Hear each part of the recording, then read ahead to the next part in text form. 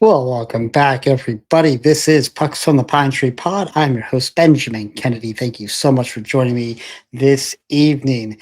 Happy Easter Eve to everybody out there. Hope everybody is enjoying the weekend and hopefully we'll enjoy tomorrow and all the fun and excitement that our kiddos have with Easter egg hunts and all that stuff. And of course, celebrating the love of Jesus and the love of this holiday and hopefully just a great celebration for everybody. I'm looking forward to it. We'll have my kiddo back tomorrow. Have a little bit of an Easter egg hunt here, just he and I, and should be a good time. Of course, we do have the NHL playoffs starting off tonight. Winnipeg getting a big win here.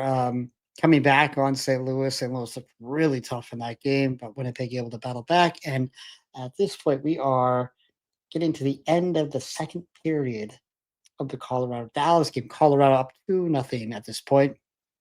McKinnon getting a little bit of a flutter bug going in off of the body of Lyubushkin.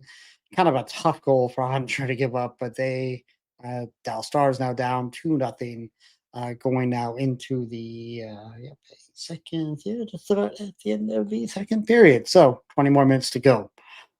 Before we dive in to the Eastern Conference playoff matchup previews, we do have some coaching moves to talk about. First, in New York, Peter Laviolette fired by the Rangers just after 2 years on the job. Rangers are now searching for their fourth coach since 2021. This wasn't a surprise. Hard to go from a President's Trophy winning team to out of the playoffs and not expect some sort of major shakeup, major changes, right? I think nobody in and around that Ranger organization or fans are surprised by this move whatsoever.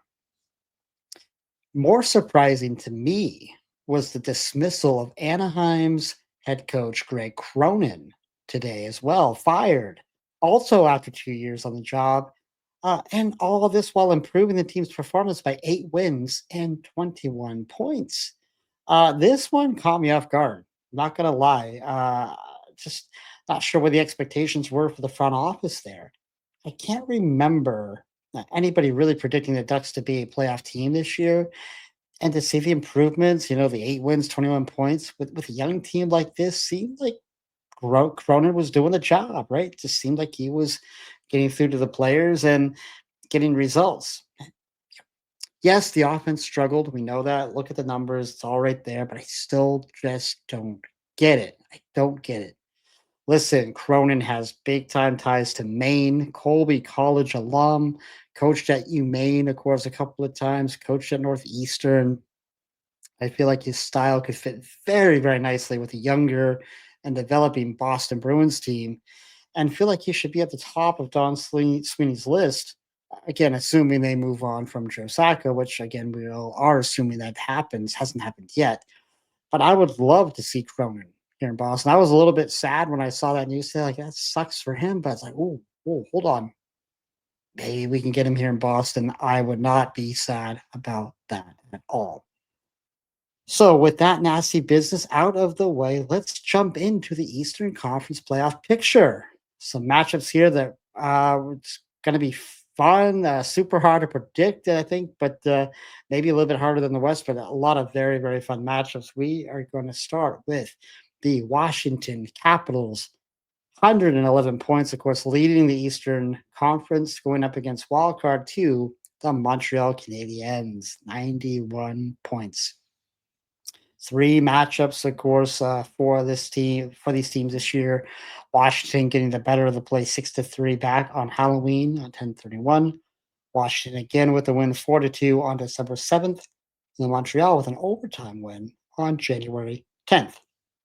Looking at some of the metrics here, we have Washington goals for second in the league at 3.49, goals against 2.797 in the league. For Montreal, of course, being the wild card two, goals for 2.96, good for 17th, and goals against 3.18, good for 22nd. So clearly a disparage there in those numbers. Again, as we just noted, Washington with a 2-0-1 record on the year against the Canadiens for Washington. Just a magical season, right? And one that was far more in depth than just the Obi watch, which I think some people had predicted. Scoring up and down this lineup with seven players at 20 goals or more on the season, off-season additions, seem to fit so nicely, right? PLD bouncing back, 20 goals, 46 assists for 66. Line for him, you go to Jacob Chikrin, posted a 20, 27, and 47 line from the blue line, and a career high in goals for Tom Wilson at 33. And of course, 44 goals from the great eight, Alex Ovechkin. Great to see just the year he had, the run he had here. And he's not done. He made that very clear. He is not done. Good, good, good for all of us.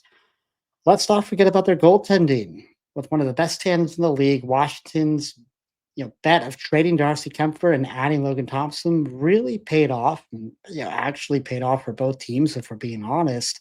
Thompson posted 31 6-6 record, 2.49 goals against, and a 910 save percentage. Absolutely excellent.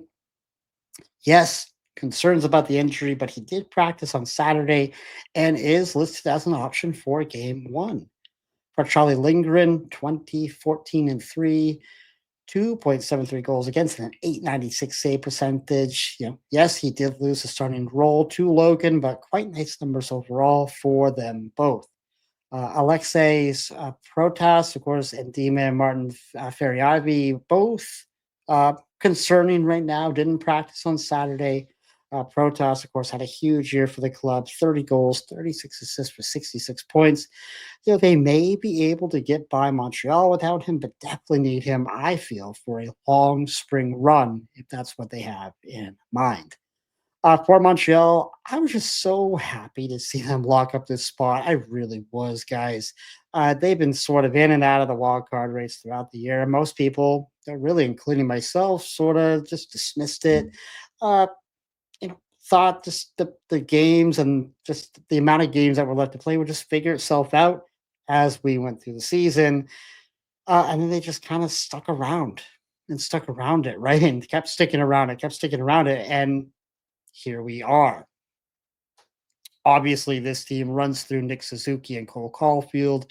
Both had excellent years, 30, 59, and 89 for Nick, and 37, 33, 79 for Caulfield. What many maybe didn't see coming was 60 out of rookie D-man Lane Hutson. Man, I mean, we knew this kid was going to be good, this good, this early, I don't know if we really saw that coming, guys. If I'm Montreal, I'm locking this kid up now to a long-term contract, man, because he's just getting started, and this thing's going to get more expensive the more years you let this go. Amazing year, and would probably be my Calder pick if I had a vote for such award.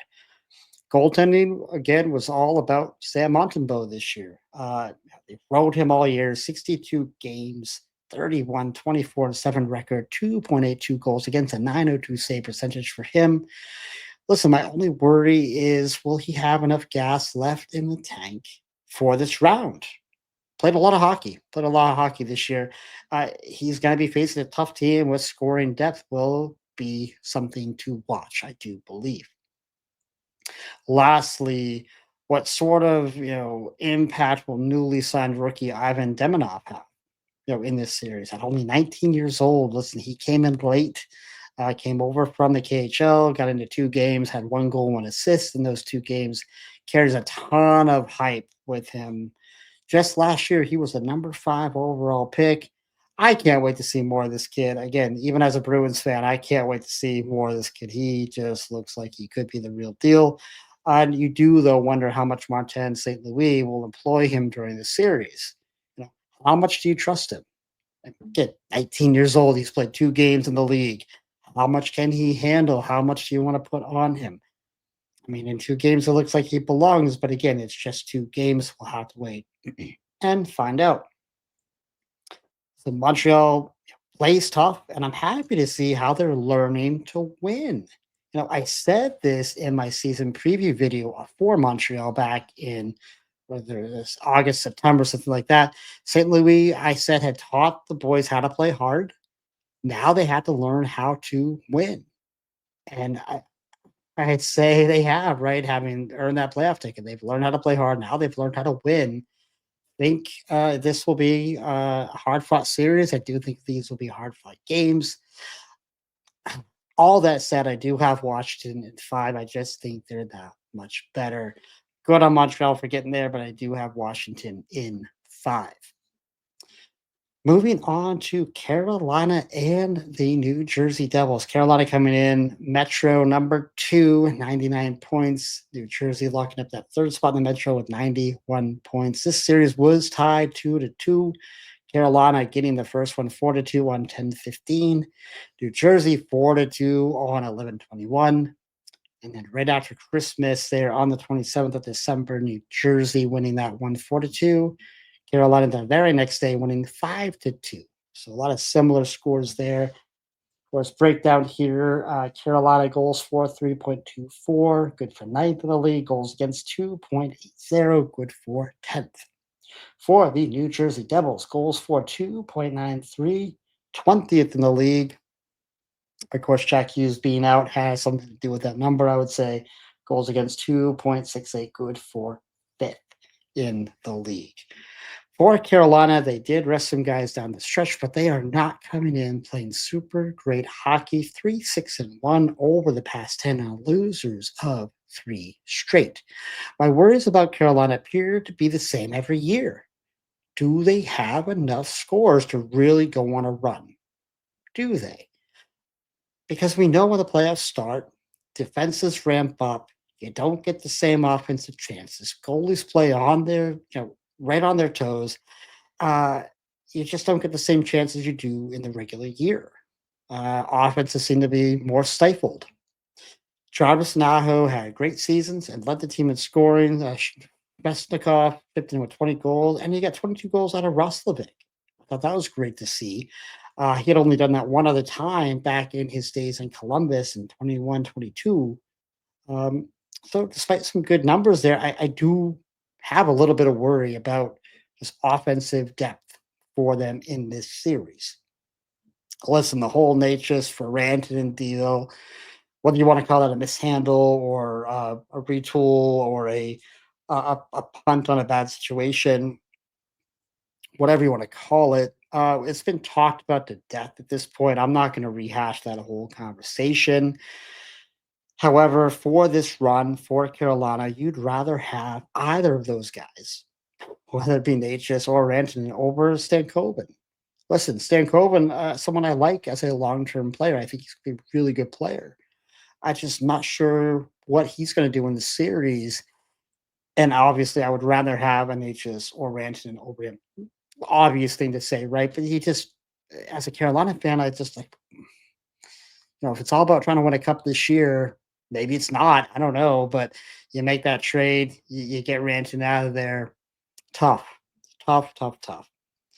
I do think looking at specialty teams, this is going to be really huge for this matchup, guys. Carolina's power play leaves, I'd say, something to be desired. They're 18.7, 25th in the league this year. So bad. Like saying, something is left there to be desired is maybe being kind. It's bad. And you're going up against the second best penalty kill in the league at 82.7 for New Jersey. Listen, second best only to yourselves if you're Carolina, right? Carolina number 1 in the PK this year. But I do think that narrative is going to play out a little bit in this series, in my opinion. For the Devils, listen, I'm glad they stayed in this thing despite the injury to their all-world guy in Jack Hughes. Losing him, I know, was so deflating. Probably, maybe does kind of kill any real hopes you have for Stanley Cup this season. But I think there's still enough in that room and on that bench for them to stay competitive and stay alive for a bit. I don't think all is lost here necessarily. They're gonna need a group effort, scoring goals, and no doubt, right? We know that Carolina's defense, while maybe not as deep as in years past, still in the top 10 in many categories and is the number 1 penalty kill in the league. No shock here that you need guys like Heischer to be cooking, and he needs to be cooking. You need a big time playoff performance out of Timo Meyer. Guys like Nosen, Mercer, Palat, Cotter, Brat, all will need to bring it, man. They're all going to need to bring it. It needs to be a group effort in this series.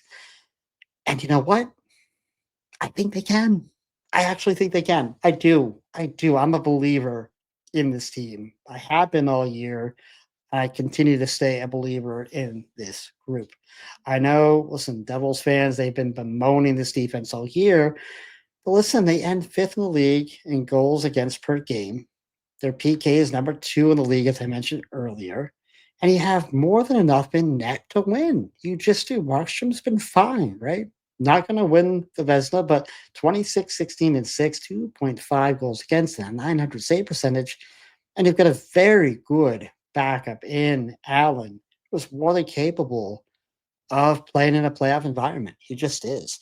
I know most will pick Carolina in this one, but I am going Devils, and it wasn't even the hardest selection for me. I'm going New Jersey Devils in 7.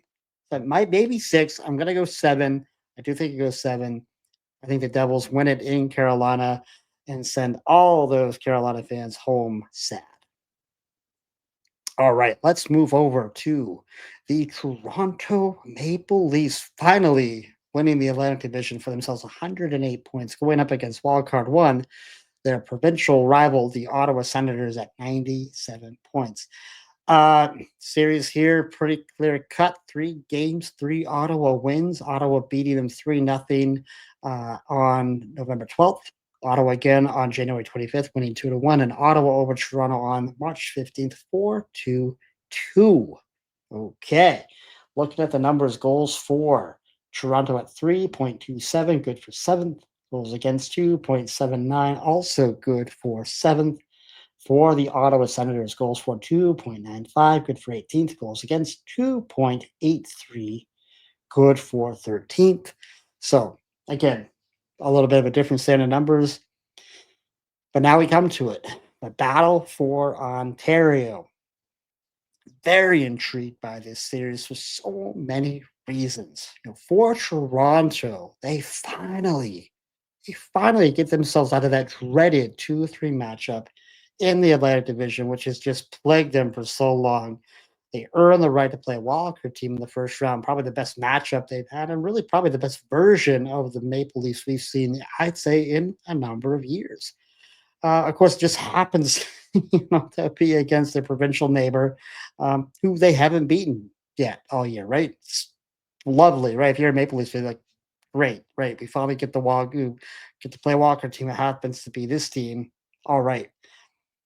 But let's put that off to the side for a moment because we know that things change. Once the regular season ends, playoff hockey is completely different. Offensively, this Toronto Maple Leaf team is still a juggernaut of a team. Albeit, yes, still a bit top heavy, but just they are tough.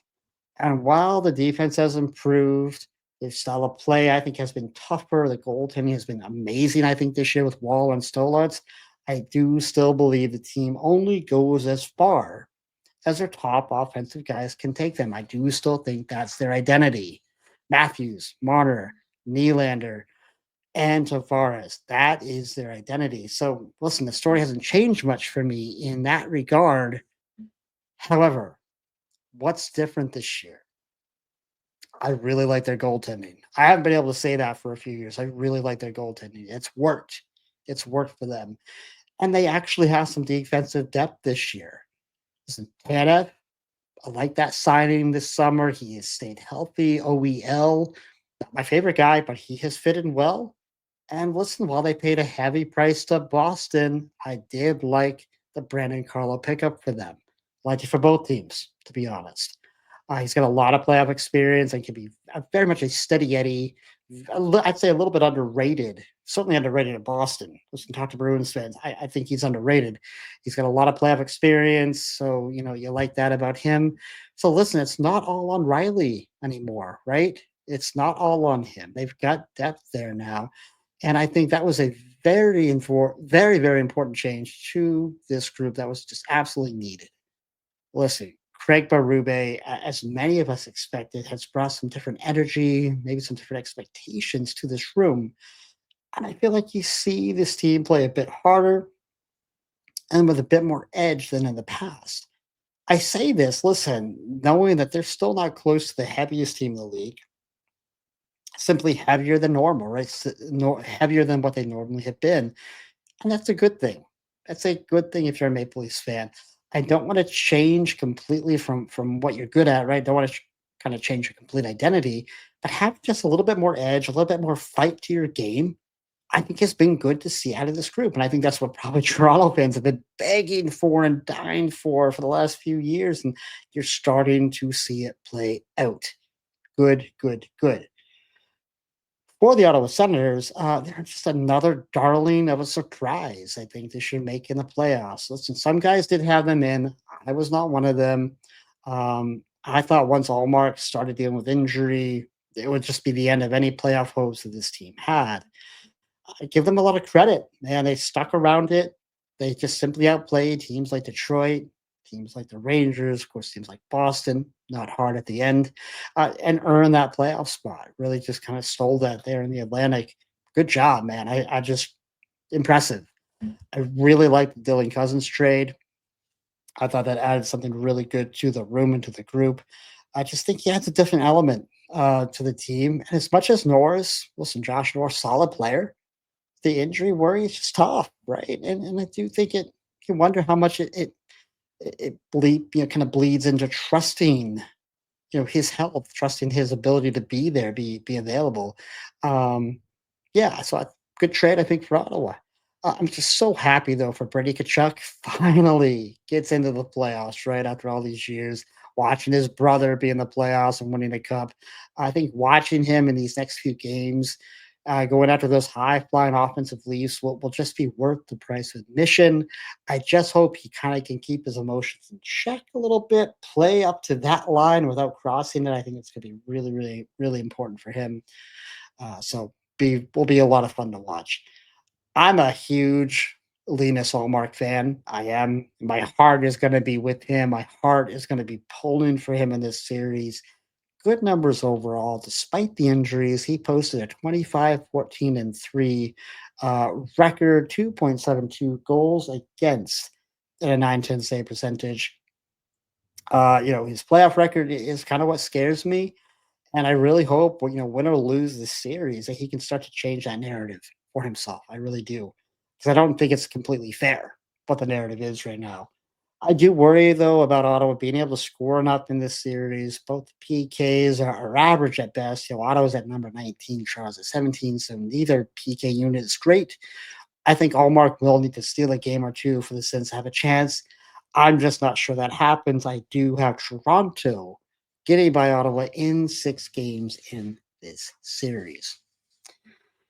Oh, and last but not least, we have got the Tampa Bay Lightning sitting in the second spot in the Atlantic Division, 102 points, going up against the Stanley Cup defending champs, the Florida Panthers, 98 points. Looking at the numbers here for the Tampa Bay Lightning, goals for 3.56, number one in the league. Goals against 2.63, good for fourth. Excellent numbers there. Florida, goals for 3.00, good for 15th. Goals against 2.72, good for seventh. Season series was tied 2-2. Florida got the better of them on the 22nd of December, 4-2.